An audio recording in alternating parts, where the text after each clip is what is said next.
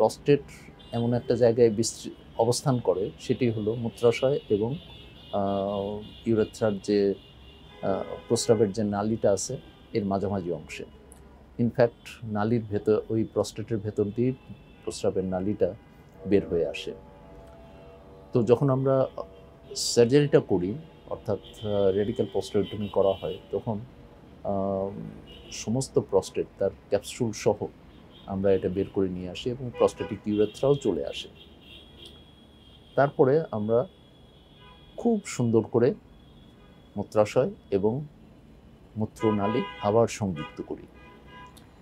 তো এটা বুঝতে হবে যে যেহেতু এই জায়গাটি ক্যান্সারে জর্জরিত, ক্যান্সারে আক্রান্ত, সেই হিসাবে সবসময় যেভাবে আমি বললাম এভাবে সম্ভব হয়ও না।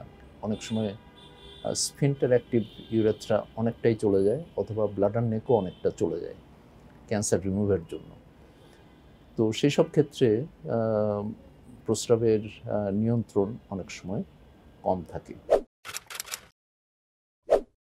রুগীরা যে আতঙ্কিত হন অপারেশনের জন্য তা কিন্তু না। রুগীরা বরং উৎসাহী হয়ে বলেন যে যত তাড়াতাড়ি সম্ভব অপারেশনটা করেন এবং যত তাড়াতাড়ি সম্ভব আমাকে ক্যান্সার মুক্ত করেন।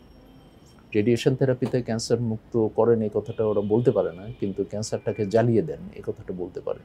অপারেশনের একটা বিরাট সুবিধা যে আমরা সমস্ত ক্যান্সার সহ আক্রান্ত প্রস্টেট গ্ল্যান্ডটা সম্পূর্ণটাই রিমুভ করতে পারি এবং এর সাথে লাসিকা গ্রন্থি যেগুলো আছে সেগুলো আমরা রিমুভ করি। এইটা দুটো জিনিস যদি করা হয় ঠিকঠাক মতো, তাহলেই এটাকে রেডিক্যাল প্রস্টেটেক্টমি বলা যাবে।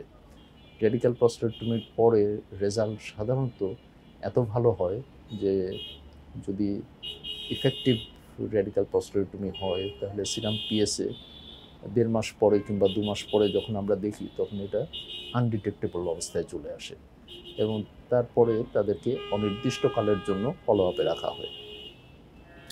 এখন এরপরে অনেক কথা আসবে, সেটা হলো বায়োকেমিক্যাল রেকারেন্স, তারপরে মেটাস্টেসিস এইসব ক্ষেত্রেও হয়।